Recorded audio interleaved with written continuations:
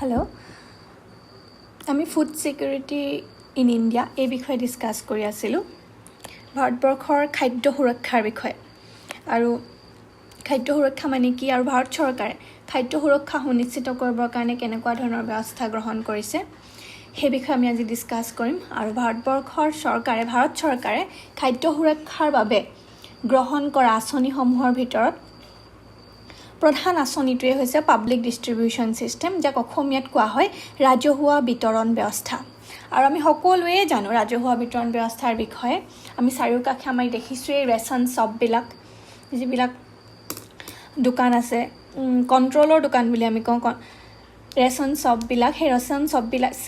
ৰেচনৰ দোকানবিলাকৰ জৰিয়তে ভাৰত চৰকাৰে ছাবচিডাইজ ৰেটত অৰ্থাৎ কম মূল্যতে খাদ্য সামগ্ৰীৰ যোগান ধৰিছে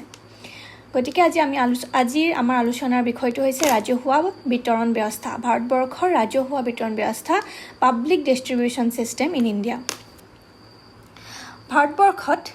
পাব্লিক ডিষ্ট্ৰিবিউশ্যন ছিষ্টেম বা PDS ৰাজহুৱা বিতৰণ ব্যৱস্থাটো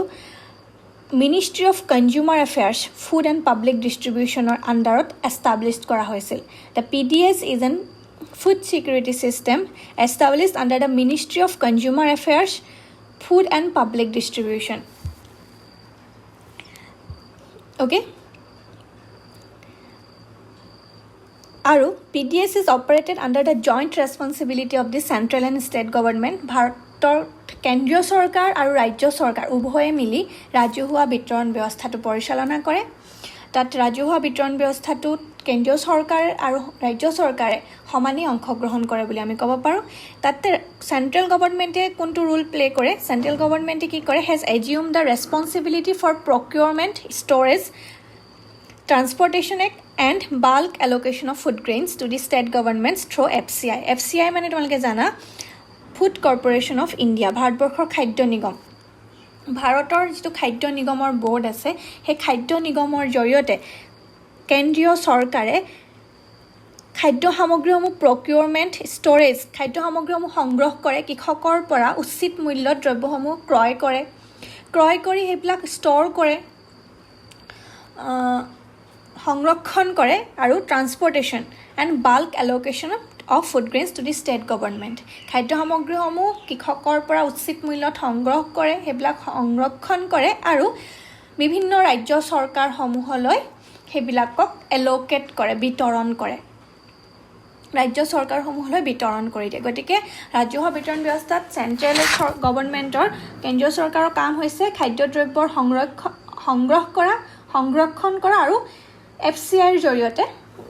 ভাৰতীয় খাদ্য নিগমৰ জৰিয়তে বিভিন্ন ৰাজ্যসমূহলৈ বিতৰণ কৰা ঠিক আছে আৰু ষ্টেট গভৰ্ণমেণ্টে কি কৰে ষ্টেট গভৰ্ণমেণ্টৰ কামটো হৈছে the state government has operational responsibilities including allocation within the state, identification of eligible families, issue of ration card and supervision of the fair price shop. State governmentor ৰাজ্য চৰকাৰৰ কামটো হৈছে ৰাজ্যখনৰ ভিতৰত বিভিন্ন অঞ্চললৈ বা ৰেচন শ্বপসমূহলৈ খাদ্যসমূহৰ বিতৰণ কৰা খাদ্য সামগ্ৰীসমূহ বিতৰণ কৰা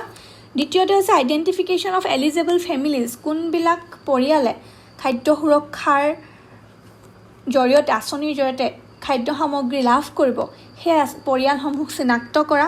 আৰু চিনাক্ত কৰা পৰিয়ালবিলাক যিবিলাক এলিজিবল যিবিলাক উপযুক্ত পৰিয়াল যিবিলাকে খাদ্য সুৰক্ষা আঁচনিৰ অন্তৰ্গত হোৱা উচিত সেই পৰিয়ালসমূহ চিনাক্ত কৰি তেওঁলোকক ৰেচন কাৰ্ড প্ৰদান কৰা কামটো হৈছে ষ্টেট গভৰ্ণমেণ্ট আৰু ছুপাৰভিজন অফ দি ফেয়াৰ প্ৰাইচ শ্বপছ যিবিলাক ৰেচন শ্বপ আছে ফেয়াৰ প্ৰাইচ শ্বপ আছে সেই ৰেচন শ্বপবিলাকক ছুপাৰভাইজ কৰি ৰখা ঠিক আছে সেইবিলাকক নিৰীক্ষণ কৰা হৈছে ৰাজ্য চৰকাৰৰ কাম ঠিক আছে আমি এতিয়া পাব্লিক ডিষ্ট্ৰিবিউশ্যন ছিষ্টেমত কি কৰে চেণ্ট্ৰেল গভৰ্ণমেণ্টে খাদ্যদ্ৰব্যসমূহ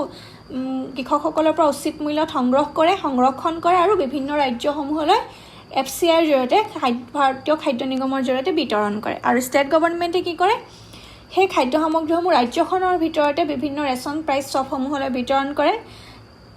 উপযুক্ত পৰিয়াল চিনাক্ত কৰে খাদ্য সুৰক্ষা আঁচনিৰ বাবে আৰু সেই উপযুক্ত পৰিয়ালসমূহক ৰেচন কাৰ্ডৰ যোগান ধৰে আৰু ৰেচন কাৰ্ডৰ জৰিয়তে খাদ্য সুৰক্ষা সুনিশ্চিত কৰে আৰু লগতে যিবিলাক ৰেচন শ্বপ আছে ৰেচনৰ দোকান আছে সেই দোকানবিলাকক নিৰীক্ষণ কৰে সেয়া হৈছে ষ্টেট গভৰ্ণমেণ্টৰ কাম ঠিক আছে আৰু সাধাৰণতে ভাৰতত দেখা গৈছে যে PDS চিষ্টেমৰ অধীনত under the PDS system presently wheat rice sugar kerosene are distributed ভাৰতবৰ্ষত মূলতঃ ঘেঁহু চাউল কেৰচিন চেনি ইত্যাদি সমূহ বিতৰণ কৰা হয় ওকে এতিয়া আমি পঢ়িম ইভালুৱেশ্যন অফ PDS ৰাজহুৱা বিতৰণ ব্যৱস্থাটো কেনেদৰে আৰম্ভণি হৈছিল কেনেদৰে ইভলিউশ্যনটো ইয়াৰ কেনেকৈ হৈছে ক্ৰমবিকাশ বিৱৰ্তন কেনেদৰে ঘটিছে ভাৰতবৰ্ষত যেতিয়া ৱৰ্ল্ড ৱাৰৰ সময়ত during the second world war PDS was introduced around second world war as a wartime rationing measure যেহেতু যুদ্ধৰ সময়ত খাদ্য দ্ৰব্যৰ অভাৱ সন্মুখীন হৈছিল অৰ্থনৈতিক কাৰ্যাৱলীসমূহ পৰি আহিছিল এটা খাদ্য দ্ৰব্যৰ অভাৱ ঘটিছিল তেতিয়া সেই সময়ছোৱাত ৱাৰ টাইম মেজাৰ হিচাপে যুদ্ধকালীন সময়ৰ খাদ্য সুৰক্ষাৰ বাবে দ্বিতীয় বিশ্বযুদ্ধৰ সময়ত পোনপ্ৰথমে ভাৰতবৰ্ষত ৰাজহুৱা বিতৰণ ব্যৱস্থাটো আৰম্ভ কৰা হৈছিল আৰু ৰাজহুৱা বিতৰণ ব্যৱস্থাৰ জৰিয়তে তেতিয়া কেৱল যুদ্ধকালীন যিবিলাক প্ৰয়োজনীয়তা আছিল যুদ্ধকালীন খাদ্যৰ প্ৰয়োজনীয়তাসমূহ পূৰণ কৰিবলৈ চেষ্টা কৰা হৈছিল ঠিক আছে প্ৰথম আৰম্ভ হৈছিল তেতিয়াহ'লে কেতিয়া ছেকেণ্ড ৱৰ্ল্ড ৱাৰৰ সময়ত ওকে তাৰপিছত লাহে লাহে কি হ'ল বিফৰ 1960s 1960 চনৰ আগলৈকে distribution through PDS was generally dependent on imports of food grains 60 চনৰ আগলৈকে ভাৰতবৰ্ষৰ খাদ্য ৰাজহুৱা বিতৰণ ব্যৱস্থাৰ জৰিয়তে খাদ্য সামগ্ৰীসমূহ অন্যান্য দেশৰ পৰা আমদানি কৰিছিল আৰু আমদানি কৰি ৰাজহুৱা বিতৰণ ব্যৱস্থাৰ জৰিয়তে বিতৰণ কৰা হৈছিল 1960 চনৰ আগলৈকে অৰ্থাৎ আমি পঢ়িছিলোঁ যে এগ্ৰিকালচাৰ সেক্টৰৰ কথা পঢ়োতে যে ভাৰতবৰ্ষৰ এগ্ৰিকালচাৰ প্ৰডাক্টিভিটিটো বহুত কম ল' প্ৰডাক্টিভিটি গ্ৰীণ ৰিভলিউশ্যনৰ আগলৈকে ঠিক আছে আৰু সেইকাৰণে খাদ্য উৎপাদনত সেল্ফ সাফিচিয়েন্ট নাছিল বাহিৰৰ দেশৰ ওপৰত নিৰ্ভৰ কৰিব লগা হৈছিল গতিকে 1960 চনৰ আগলৈকে PDSৰ জৰিয়তে যিবিলাক খাদ্য সামগ্ৰী ডিষ্ট্ৰিবিউট কৰা হৈছিল বিতৰণ কৰা হৈছিল সেইবোৰ সাধাৰণতে ইম্পৰ্টেড ফুড গ্ৰেইনছ আছিল আমদানিকৃত আছিল খাদ্য সামগ্ৰীসমূহ অন্যান্য দেশৰ পৰা আমদানি কৰিব লগা হৈছিল কিন্তু যেতিয়াই গ্ৰীণ ৰিভলিউশ্যন ষ্টাৰ্ট হ'ল তেতিয়াই ভাৰতবৰ্ষৰ উৎপাদনশীলতা যথেষ্ট পৰিমাণে বৃদ্ধি হ'ল আৰু এগ্ৰিকালচাৰ প্ৰডাক্টিভিটি ইনক্ৰিজ হোৱাৰ লগে লগে সেল্ফ সাফিচিয়েন্সি এটেইন কৰিব পাৰিলে গতিকে 60 চনৰ আগলৈকে ৰাজহুৱা বিতৰণ ব্যৱস্থাৰ জৰিয়তে আমদানিকৃত খাদ্য সামগ্ৰীসমূহ বিতৰণৰ ব্যৱস্থা কৰা হৈছিল ওকে তাৰ পাছত ইন 1960s 1960 চনত গভৰ্ণমেণ্টে কি কৰিলে এগ্ৰিকালচাৰ প্ৰাইচ কমিশ্যন আৰু FCI স্থাপন কৰিলে মই যে যিটো অলপ আগতে কৈ আছিলোঁ ফুড কৰ্পোৰেশ্যন অফ ইণ্ডিয়া ভাৰতবৰ্ষৰ খাদ্য নিগম 1960 চনত এগ্ৰিকালচাৰ প্ৰাইচ কমিশ্যন আৰু FCI স্থাপন কৰিছিলে কি কাৰণে স্থাপন কৰিলে to improve domestic procurement and storage of food grains লাহে লাহে যেতিয়া গ্ৰীণ ৰিভলিউশ্যনৰ জৰিয়তে ভাৰতবৰ্ষই সেল্ফ সাফিচিয়েন্সি এটেইন কৰিব গ্ৰীণ ৰিভলিউশ্যনৰ ষ্ট্ৰেটেজি যেতিয়া আৰম্ভ কৰিলে নিউ এগ্ৰিকালচাৰেল ষ্ট্ৰেটেজি আৰম্ভ কৰাৰ লগে লগে সেই ডমেষ্টিকেলি প্ৰডাকশ্যন হোৱা খাদ্য সামগ্ৰীসমূহ যাতে সংৰক্ষণ কৰিব পাৰি আৰু সেইবিলাকৰ উৎপাদনকাৰীয়ে অৰ্থাৎ কৃষকসকলে যাতে উচিত মূল্য লাভ কৰে সেই কৃষকসকলক উচিত মূল্য প্ৰদানৰ বাবে ভাৰত চৰকাৰে এগ্ৰিকালচাৰেল প্ৰাইচ কমিশ্যন স্থাপন কৰিলে আৰু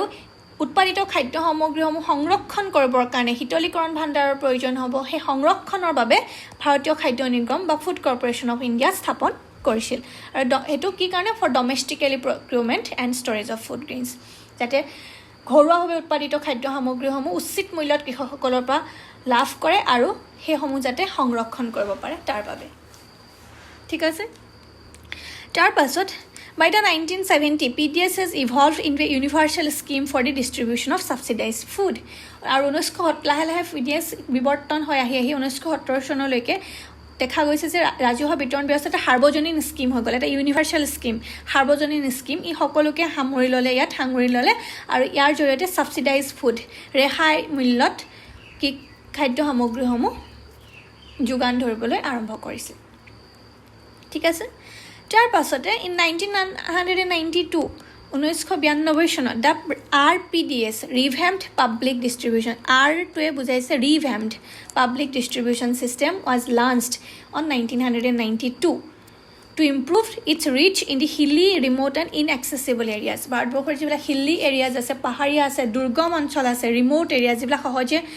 ঢুকি নাপায় যাক দুৰ্গম বুলি কয় দুৰ্গম অঞ্চলসমূহতো যাতে খাদ্য সুৰক্ষা সুনিশ্চিত হয় সকলোৱে যাতে খাদ্যৰ প্ৰয়োজনীয়তা পূৰণ কৰিব পাৰে তাৰ বাবে ৰিভেম্পড পাব্লিক ডিষ্ট্ৰিবিউশ্যন ছিষ্টেম লঞ্চ কৰিছিলে 1992ত ঠিক আছে আৰু ইয়াৰ মূল উদ্দেশ্যটোৱে হৈছে to improve its reach in the hilly remote and inaccessible areas okay then in 1997 1997 চনত আকৌ গভৰ্ণমেণ্টে লঞ্চ কৰিলে PDS এটো নতুনকৈ মানে ৰিষ্ট্ৰাকচাৰ কৰি গৈ আছে PDS সিস্টেমটো এটো TPDS targeted public distribution system বুলি আমি যাক ক'ব পাৰো targeted T means targeted public distribution system launch কৰিলে ইন 1997 okay আৰু আন্ডাৰ দা টাৰ্গেটেড পাব্লিক ডিষ্ট্ৰিবিউশ্যন সিস্টেম ইয়াত দুটা টাইপৰ বেনিফিচিয়াৰিজখিনি ৰাজহুৱা বিতৰণ ব্যৱস্থাৰ জৰিয়তে যিখিনি হিতাধিকাৰী বুলি যেটো অসমীয়াত ক হিতাধিকাৰীটো দুটা ভাগত ভাগ কৰিলে প্ৰথম হিতাধিকাৰীটোৱে হৈছে হাউচ হোল্ডছ বিলো BPL দৰিদ্ৰ সীমাৰেখাৰ তলত বসবাস কৰা পৰিয়াল আৰু দৰিদ্ৰ সীমাৰেখাৰ ওপৰত যিসকল লোকে বসবাস কৰে দুই ধৰণৰ বেনিফিচিয়াৰী চিনাক্ত কৰি ল'লে আৰু দুই ধৰণৰ বেনিফিচিয়াৰী হিতাধিকাৰীসকলে পোৱা সুবিধাৰ দু বেলেগ বেলেগ ধৰণৰ হল ঠিক আছে নেক্সট PDS সিস্টেমৰ অধীনত 2000 চনত অন্ত্যোদয়া অন্ন যোজনা এখন নতুন আঁচনি ৰূপায়ণ কৰিলে ভাৰত চৰকাৰে 2000 চনত আৰু এই আঁচনিখনৰ মূল উদ্দেশ্য আছে যিবিলাক প'ৰেষ্ট অফ দি প'ৰ দুখীয়াতকৈ যিবিলাক দুখীয়া সেইসকল লোকৰ যাতে খাদ্য সুৰক্ষা সুনিশ্চিত হয় আৰু তাৰ কাৰণে under this scheme government provide 35 kg of rice and wheat at a highly subsidized cost of ₹3 per kg of rice and ₹2 per kg of wheat আৰু এই অন্ত্যোদয়া অন্ন যোজনা আঁচনিৰ জৰিয়তে ভাৰত চৰকাৰে যিবিলাক দুখীয়াতকৈও দুখীয়া প'ৰেষ্ট অফ দি প'ৰ সেইবিলাকক হাইলি ছাবচিডাইজ ৰেট এটা বিশেষ ৰেহাই মূল্যত প্ৰতি মাহে 35 কেজিকৈ চাউল বা ঘেঁহুৰ যোগানৰ ব্যৱস্থা কৰিছিল আৰু প্ৰতি কেজি চাউলৰ দাম আছিল 30 টকা আৰু প্ৰতি কেজি ঘেঁহুৰ দাম আছিল 2 টকা নিৰ্ধাৰণ কৰিছিল ঠিক আছে এইটো আছে অন্ত্যোদয়া অন্ন যোজনা 2000 চনত স্থাপন কৰিছিলে to reach the poorest of the poor দুখীয়াতকৈ দুখীয়া লোকসকলৰ খাদ্য সুৰক্ষা সুনিশ্চিত কৰিবৰ বাবে ঠিক আছে একে ইভালুৱেশ্যন হৈ আহিছে PDS সিস্টেমটো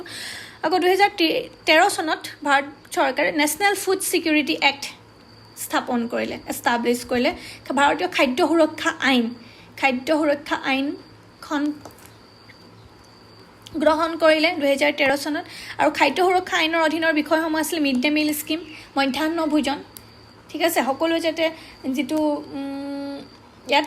মিড ডে মিল স্কিমৰ জৰিয়তে মধ্যাহ্ন ভোজনৰ জৰিয়তে হাইস্কুল পৰ্যায়লৈকে শিশুসকলক দুপৰীয়া স্কুলত আহাৰৰ ব্যৱস্থা কৰিছিল কিন্তু তোমালোকে মিড ডে মিল স্কিমৰ বিষয়ে জানাই আৰু হেয়া খাদ্য সুৰক্ষা আঁচনিৰ অন্তৰ্গত যেটো ইন্টিগ্ৰেটেড চাইল্ড ডেভেলপমেণ্ট প্ৰগ্ৰাম সংহত শিশু উন্নয়ন আঁচনি যেটো অংগনৱাড়ী কেন্দ্ৰসমূহত শিশুসকলক খাদ্যৰ যোগান ধৰে অংগনৱাড়ী কেন্দ্ৰসমূহৰ জৰিয়তে শিশুসকলৰ পুষ্টিকাৰক খাদ্য যোগানৰ কাৰণে এই আঁচনিখন গ্ৰহণ কৰিছিল তাৰ পিছতে ইয়াৰ অধীনত আনটো আঁচনি আছিল ৰাজহুৱা বিতৰণ ব্যৱস্থা পাব্লিক ডিষ্ট্ৰিবিউশ্যন সিস্টেম আৰু একেবাৰে শেষত আছিল মেটাৰনিটি এণ্টাইটেলমেণ্ট যিসকল গৰ্ভৱতী মহিলা তেওঁলোকৰ পুষ্টিৰ বাবে খাদ্যৰ যোগান ধৰা হৈছিলে অংগনৱাড়ী কেন্দ্ৰসমূহৰ জৰিয়তে ঠিক আছে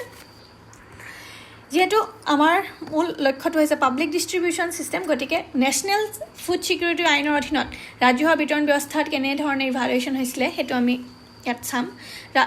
খাদ্য সুৰক্ষা আঁচনিৰ জৰিয়তে PDS সিস্টেমটোত কি কৰিলে PDS সিস্টেমৰ জৰিয়তে ৰাজহুৱা বিতৰণ ব্যৱস্থাৰ জৰিয়তে 5 kg per person per month of cereals প্ৰত্যেকজন মানুহে প্ৰতি মাহে 5 কেজিকৈ খাদ্য সামগ্ৰী লাভ কৰিছিল খাদ্য সুৰক্ষা আঁচনিৰ অধীনত ৰাজহুৱা বিতৰণ ব্যৱস্থাৰ জৰিয়তে ভাৰতবৰ্ষৰ প্ৰতিজন ব্যক্তিয়ে যিসকল হিতাধিকাৰী আচলতে যিসকল হিতাধিকাৰীসকলে প্ৰতি মাহত 5 কেজিকৈ খাদ্য সামগ্ৰী লাভ কৰিব আৰু তেওঁলোকে লাভ কৰা খাদ্য সামগ্ৰী আছিল ৰাইচৰ দাম প্ৰতি কেজি 3 টকাকৈ লাভ কৰিব ঘেঁহুৰ প্ৰতি কেজিৰ দাম 2 টকা আৰু কোৰ্ছ গেইনছ গোটা খাদ্য সামগ্ৰী গোটা মাহজাতীয় খাদ্য সামগ্ৰী সেই প্ৰতি কেজিত 1 টকাকৈ লাভ কৰিব according to National Food Security Act 2030 খাদ্য সুৰক্ষা আঁচনিৰ অধীনত ঠিক আছে সাধাৰণতে পাব্লিক ডিষ্ট্ৰিবিউশ্যন সিস্টেমটো এটা আমাৰ কেনেদৰে কাম কৰে তোমালোকে ক'লোৱে যে উপযুক্ত মিনিমাম ছাপৰ্ট প্ৰাইচৰ জৰিয়তে MSP বুলি আমি যেটো কওঁ মিনিমাম ছাপৰ্ট প্ৰাইচৰ জৰিয়তে কৃষকসকলৰ পৰা চৰকাৰে উপযুক্ত দৰ প্ৰদান কৰি খাদ্য খাদ্য সামগ্ৰীসমূহ সংগ্ৰহ কৰি এইবিলাক FCIৰ গুদামত সংৰক্ষণ কৰে আৰু FCIৰ যিটো ফুড চেইন আছে FCI বিভিন্ন ৰাজ্যসমূহলৈ সেই খাদ্য সামগ্ৰীসমূহ যোগান ধৰে ঠিক আছে আৰু ষ্টেট গভৰ্ণমেণ্টে কি কৰে হিতাধিকাৰী পৰিয়ালসমূহ চিনাক্ত কৰে প্ৰত্যেকটো পৰিয়ালক ৰেচন কাৰ্ড প্ৰদান কৰে আৰু ৰেচন কাৰ্ডৰ জৰিয়তে তেওঁলোকে ৰেচন শ্বপসমূহৰ পৰা সমবায় দোকানসমূহৰ পৰা উচিত মূল্যত খাদ্য সামগ্ৰীসমূহ লাভ কৰে ঠিক আছে সাবসিডাইজ ৰেটত খাদ্য সামগ্ৰীসমূহ লাভ কৰে আৰু বৰ্তমান ৰেচন কাৰ্ডৰ যিজন স্বত্বাধিকাৰী এখন সেয়া হৈছে ঘৰখনৰ মূল মহিলা মুৰব্বীগৰাকী ঠিক আছে আৰু সেই বিষয়ে পাব্লিক ডিস্ট্ৰিবিউশন সিস্টেমে কেনেকৈ ভাৰতবৰ্ষত কাম কৰি আছে আৰু তাৰ কিমান বেনিফিটস আৰু ডিসএডভান্টেজেস আছে এইবিলাক আমি নেক্সট ক্লাছত ডিসকাস কৰিম আজিলৈ ইমানে পৰীক্ষা পালেহি তোমালোকৰ নটিছ ওলালে ভালকৈ পঢ়িবা কিবা নোৱাৰিলে সুধিবা থ্যাংক ইউ